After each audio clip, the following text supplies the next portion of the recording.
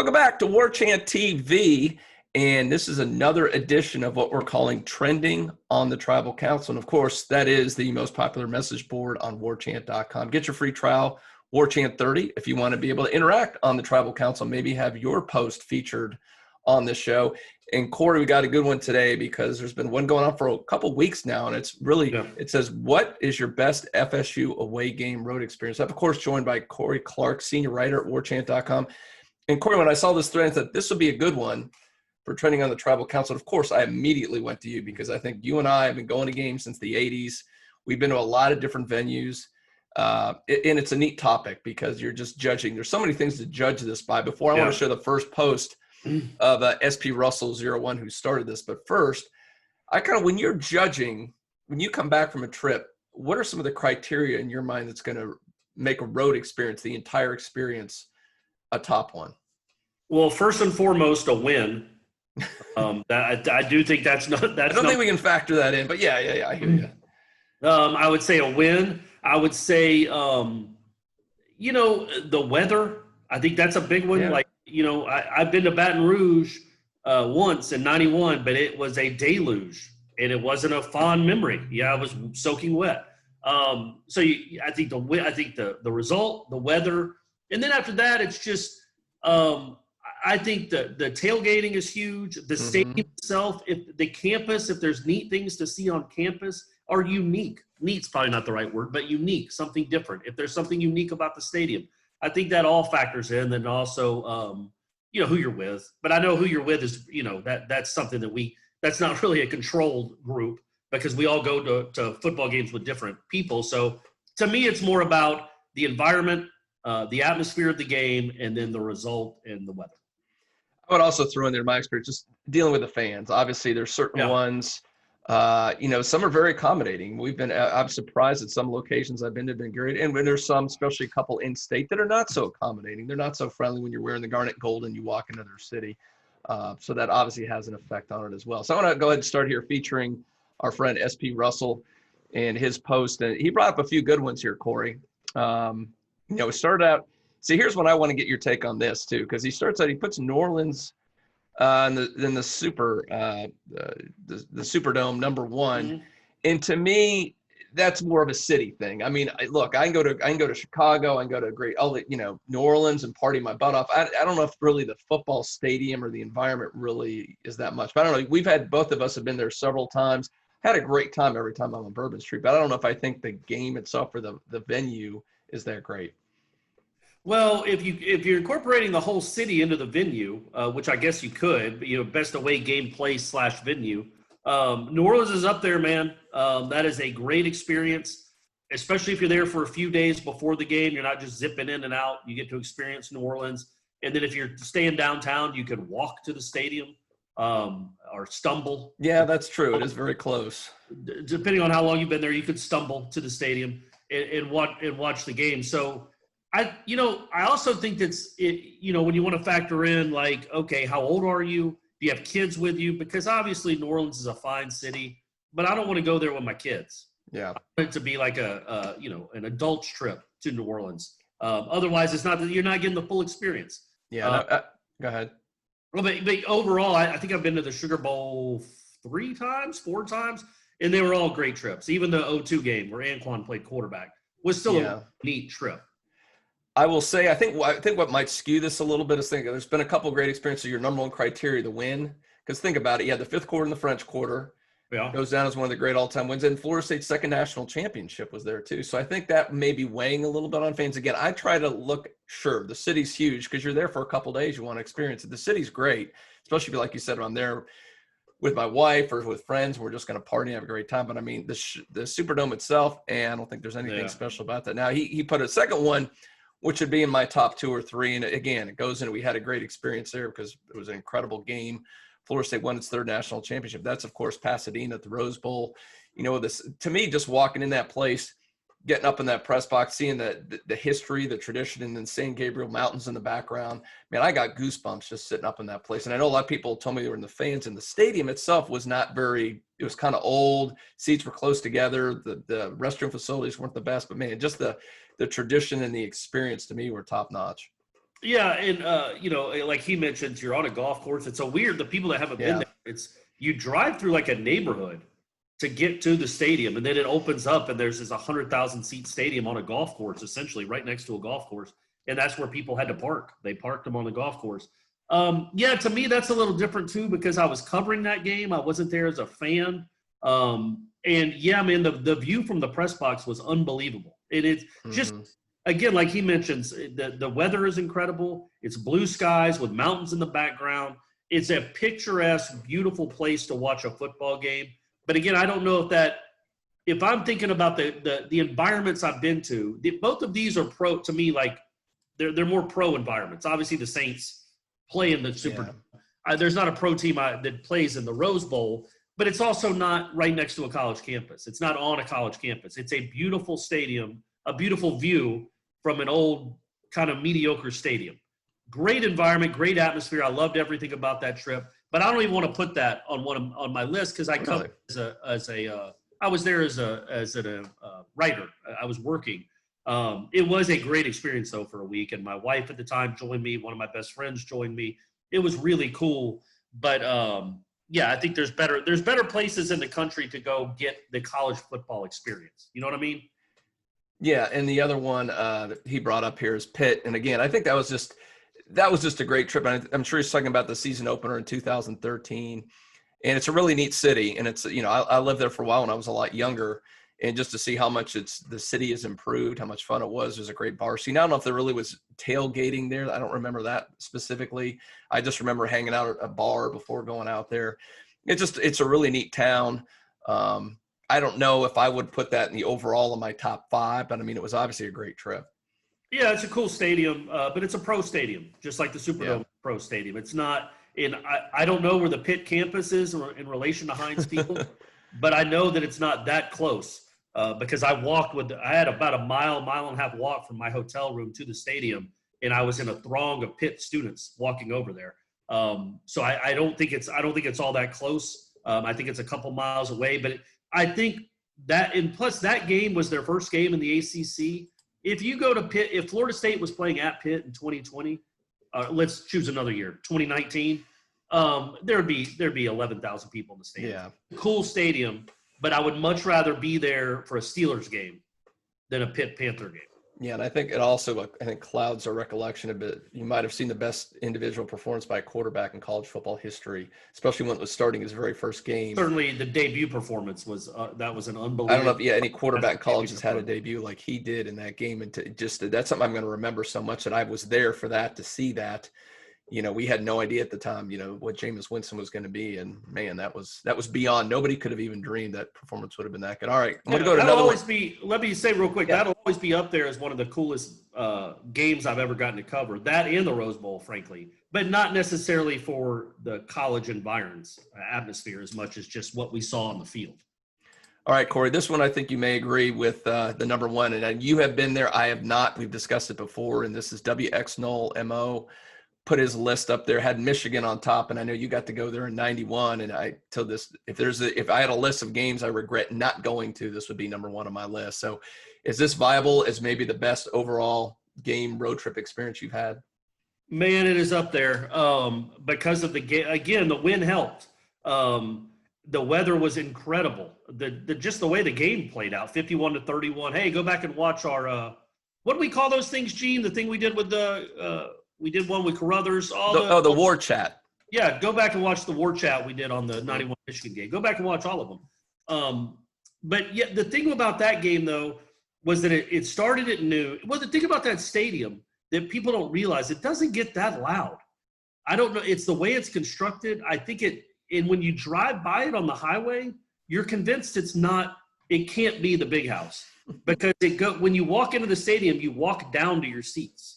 Like it was built in like this big bowl type thing. So it's not one of these cathedrals that rises up like a skyscraper. It goes down into the ground, and I don't know if that affects the crowd noise, or maybe it was amp lead that affected the crowd noise. But either way, it wasn't that loud. But it was an awesome experience. It is one of my all-time favorites. One of my all-time memories with my dad and the friends that we were with. Just walking out of that stadium after putting up 51. is something that I'll never forget. He never forgot. I don't know if I'd say it's my number one. I also went there in '86. Florida State played there in '86 when one Jim Harbaugh was the quarterback, and Michigan won 20-18. And so that game, I remember both games, and I don't remember being overwhelmed by the fans being incredibly nice.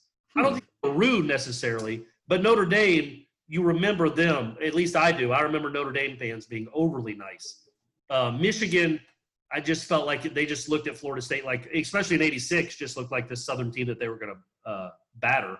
And then in '91, it was such a big game, I don't think they felt all warm and cuddly to Florida State fans. All right, the last one from the thread we have on the best FSU road trips I'm going to feature here is from MD Knoll. And interesting, this one, I brought this one up, Corey, because he's got number one on the list, Clemson, which, look, I know you guys talked about on Wake Up Warchant on Monday. You brought this up, and I will say, even at the times when Florida State was beating their butt, their fans have been very outgoing, friendly to us. I've never had any run-ins. I've gone there, walked through, both as a fan and then as a member of the media, but wearing a Warchant shirt or something like that, where fans offer me some of their barbecue, offer me a beer, a drink. I've never had anybody get in my face, give me a hard time. And I've heard similar stories from other fans. So, I mean, in terms of just the fans, I mean, I got to say Clemson's got to be up there pretty high. I think, it's a big, loud stadium. It's kind of like an SEC type environment. That it's solid. There's pretty good tailgating going on beforehand. So, I mean, it's up there. I don't know if I'd have it in my top 2 or 3, but I'd say the fan index is very high for Clemson. I think there's always a built-in mutual respect between Clemson fans and Florida State fans because they're hardcore football fans in a conference that isn't. So I think they can relate. There's some relatability there. Like Clemson fans appreciate Florida State, I think, just like I think Florida State fans appreciate Clemson taking football so seriously. So I think there's a mutual respect there. And the thing that always struck me about that stadium, Gene, is even during the Tommy Bowden era, even during like whoever was before Tommy Bowden, I can't remember who it was. It was always really loud. Even when Florida State would go in there as a 25-point favorite and win by 20 points, I'm thinking of like 95. The place was really loud. Like they're very good fans and they're loud fans, and they show up even when the team isn't very good. And I know Clemson is what it is now, but for the better part of Florida State's existence in the ACC, Clemson has been like the equivalent of Ole Miss. Like they weren't much. They weren't a big deal, but they would still, at least for the Florida State games, they would show up and they would be loud as if it was a game of the century type game. And I always commend them for that. Plus, the running down the hill is pretty cool. And a couple others I just want to throw out there for 40 years or whatever, going to almost 40, not quite that old, but 30 years going to road games for Florida State. A couple, in terms of tradition, Notre Dame was the top for me. Just when you see touchdown Jesus, you see the leprechaun running out there, those fans are standing the entire time. That was something too. That was one of the only 2 times that really got goosebumps pregame being there. They're up there for you. I know you got to go to Notre Dame too. Is Notre Dame your top 5, top 3? Corey? It's definitely in the top 3. I got to go there. I've been there twice. I didn't go this last time. Thank heavens. I didn't have to go sit Me neither. monstrosity. Good job, Ira and Aslan. Well done. Way to hold it down for the brand. But I went in 93, which obviously I can't call it a great experience because of the loss. But I really feel lucky that I was in the stadium that day. That was a really cool environment, really cool. Just the whole setting, the atmosphere was unlike anything I felt before or since. And I've been to some game of the centuries, but that one just had a unique flavor. It was just a different feel because it was a cross-sectional, cross-regional game against Notre Dame. And look, Notre Dame hasn't won a national championship since many of you have been born. It's been since Ronald Reagan was in office that they won a national championship. So they haven't been a huge factor on the national scene. But still, when you go in that stadium, or more accurate, when you walk around that stadium and you're on that campus, it's a unique place. And they are so proud of their university. Some would say arrogant, maybe a little too arrogant. But when they would see you walking around in Florida State gear, literally dozens of people came up to my dad and myself and was like, "Hey, welcome to Notre Dame. I hope you have a good time. Thanks for coming." Like, these weren't like hosts. These were just people tailgating. They were offering us, they're offering my dad beer. They were offering me, soda. They were just overly nice to the point you're like, you felt uncomfortable. Like I'm used to going to Florida and Miami where they throw things at you. Notre Dame, it was just a completely different feel. And then when you're in the stadium and you see touchdown Jesus in the background, and if you have any appreciation for college football history, that's a place you probably should go. I know Notre Dame hasn't been great for the last, 2 or 3 decades, but it's still a really neat stadium. And the fans were the ones I encountered anyway. I know every fan base has some problems, but the ones I encountered were over the top nice. And it was a really cool place to go. If you're a big time college football fan, I think that's something you should put on a list. Yeah, I agree. I had the same experience there as well. And I don't know if you made that trip. Did you make the was it 2001? Was that Oklahoma? Did you make it over there, Corey, for that one? The Oklahoma game? You mean 2010? 2010. Yeah, I was there. Sorry. They were. How did they treat you? They were nice to me. They were great. I mean, yeah, they were great, which is funny because one of my best friends is a huge Texas fan. So he's telling me they're, a little biased. They're worse than Florida fans, blah, blah, blah, blah, blah. I'm sure if you're walking in with a burnt orange, I would have been treated a little differently. But no, they were fantastic. And I love the environment. Fans were passionate. It was a beautiful day. And other than after that first series, and then things went downhill, and the game wasn't so good. And even little things like I remember they have the giant screen up there, and they would during breaks they would replay, they would show highlights from other games. There was I don't even remember any ads, and I was like, this is really cool. I'm not being besieged every 5 minutes with some ad. It was just cool to catch up on other games and see highlights. So I mean, just the whole thing, other than the game itself, I thought it was a really neat trip. Yeah, no, I liked Oklahoma a lot. And really, when you get to any of these football schools, Gene, you know how it is. And you've been to a lot. I don't know if you've been to Auburn, South Carolina, or Georgia, places like that. Texas, I would love to go to Texas. But I feel like if you go to any of these football schools, like the big-time football schools, there's always going to be something to hold on to that's unique, that's a tradition that you didn't know about or you've never seen in person. And it's just really cool to see. Like, I'm sure Colorado – watching that buffalo run out of the field in Colorado was a really cool thing to see. You weren't there for that one, Corey? I did not go to that, no. That was, next thing, the last thing I was going to talk about is kind of the most unique experiences. And I had a couple, and then it was funny you brought that up because Colorado was going to be number one because I was, I'm shooting photos, so I'm down on the sideline when Ralphie comes out. And you have until you're on the field level, when that buffalo running at you, you have no idea. You can feel the ground tremble. I literally got scared as that thing's coming up, and you see all these guys trying to hold it back with those ropes, and they can't.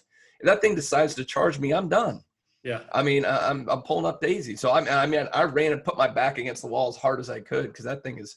So that to me was really neat. I mean, that's kind of right up there with me with Osceola Renegade, that kind of pregame tradition, have Ralphie run around the field.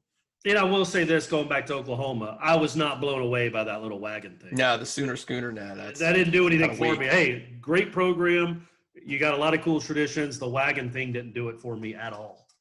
The other unique one that will always stick out is the BYU trip. And again, I don't know if you couldn't get your coffee. Couldn't get that was part of it. No caffeine there. But did you make that trip, Corey? I did not. No, you did not. Okay. Well, it struck me that we talked about the fans and the nice. I guess the Mormon, whatever, but. Unbelievably, they were all so friendly beforehand, and they kept coming up and wanting to shake our hands, which couldn't do now. But anyway, before I go to the game, hoping for a good game, everybody stays healthy, all this kind of stuff, which is great. And my memory of that is I've just been 20 just came by in a row and were really nice. And of course, there's some FSU going by on a motorcycle with his shirt off, going "F you Mormons," and I'm just like, oh, great, really. Get this. But what struck me is not only it's beautiful there, kind of like it's like Colorado, you got all the mountains around it. It's a beautiful day. This was the Ty Jones game. You remember that? Ty Jones had one good game. Yeah, no, I remember they beat the tar out of them. And they were number 5. Ranked in the top 10. But the thing, all that stuff struck me. What struck me is after the game, and I'm clearing out of the press box and going down, a bunch of the fans, the BYU fans, came over to me and other fans and apologized for not giving us a better game. Have you ever seen that, Corey? Can you imagine? That happens all the time down in Coral Gables when you come out there when they get blown out by Florida State. They're so apologetic. Yeah, right. Yeah, exactly. Yeah, Miami fans are always humble and gracious. Yeah, no, I can't imagine that. I've heard that Nebraska fans are incredible. Like Bobby Bowden's always said that. Bobby does, yeah. His favorite fan base after the 1980 game and the 85 game. Florida State won both out there in Lincoln. The fans gave his team they stood up and applauded as State ran off the field. That was a different time. I don't know if Nebraska fans are still that way. They've gone through a lot of heartache in the last decade and a half, so maybe not. But they used to be really gracious and cordial. And so it'd be cool if Florida State played back out there again. And yeah, I was going to say, we haven't mentioned the two in-state rivals.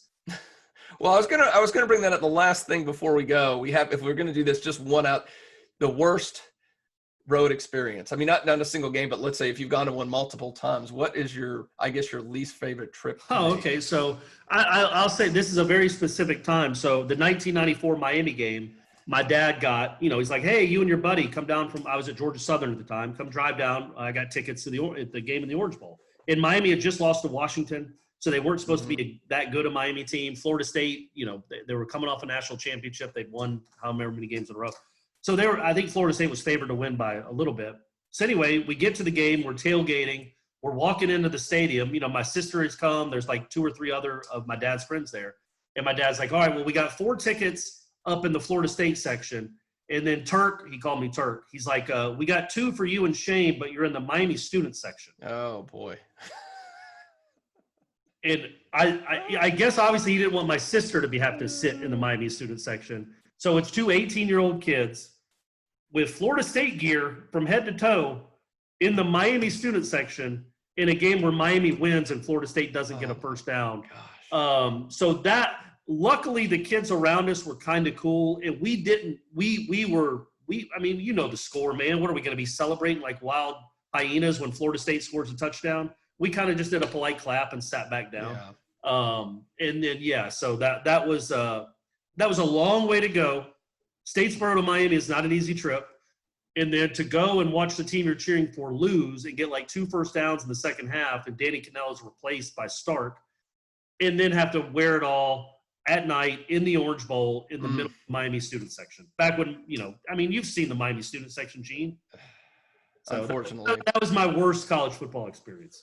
Yeah, I mean, it's not surprising. It's the same for me. It's not even close. I mean, Miami is so far down the list. I've just nothing. It's in again, I'm going mostly. It's not nearly as bad as it was. You and I are both talking about the old Orange Bowl. Right. It was in a horrible area, and even with the press, I don't know how many times if you went as the press, it was almost impossible to get parking. So you were on your own parking wise, which means you would have to park in somebody's lawn blocks away, and invariably when the game ends and it's nighttime, I mean, you're scared for your life getting back to your car, for one, and just experience after experience getting in there. I guess the one that jumps out to me, I think it was the first time, it was the 2000 game when they lost with Winky there with a broken foot. Was that 2000, Corey? Yeah, they lost on another field. So, yeah, that was the one. I was there as media, and I think that might have been the first time I was at Miami as media.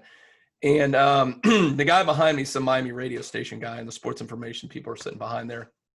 So he's cheering and yelling the whole game. Like, no other press box is this allowed. I'm like, whatever. He's, having a good time back there. So was it Munyon, right, who missed the kick at the end that would have tied it? Yep. So Munyon misses the kick. This guy, because I'm wearing a Warchant shirt, but I'm not saying anything the whole time. The guy comes down to me, starts literally thrusting his pelvis in my face. How you like that, Seminoles?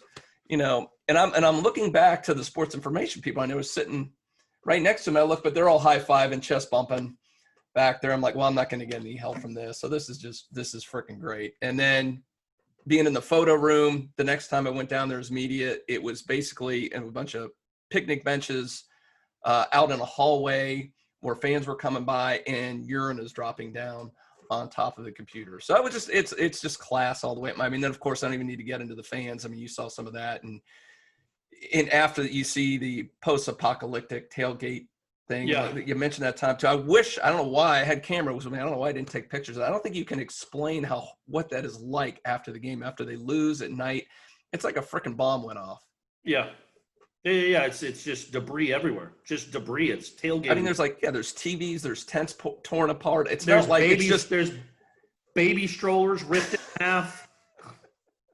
Tires, there's cars. It's not just garbage. That's the thing. I mean, there's cars that are upside down. There's furniture. It's crazy. It's just nuts what happens. Dogs and cats living together. The one thing I do like, and I know it's because I'm old now, but there was something special about those Orange Bowl games in the afternoon, because one time every 2 years would be a really loud, incredibly hard place to play. And just, I always go back to like the 92 game. I was there in 86. when Miami is good and they're playing Florida State and Florida State is good, the Orange Bowl was just such a unique place to be. It was nothing I'd ever wish. I would never take my son there. I can't believe my dad took me there. Looking back on it now, I kind of question some of his parenting moves to take an 11-year-old to the. And I was there when I was 9. He took me in '84 to the Orange Bowl. But yeah. So, but it was really unique experience, not in a good way mostly. But still, I kind of sometimes look back on it fondly, just how loud it was, how annoying and arrogant they were, and more than anything, just the great players on the field. Yeah. The quality of the games was great, but just unfortunately everything around it was not so hot. Well, good stuff, Corey. Appreciate your time.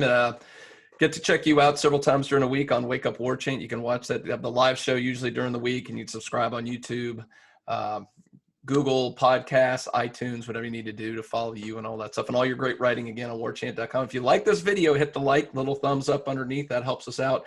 If you're not, it's down here, down bottom right. You got a subscribe button. Click that too. It's good stuff. Well, Corey, appreciate your hard work, buddy. Keep it up, and look forward to having you in Tallahassee here in a couple days. Can't wait, Gene. All right, buddy. Take care.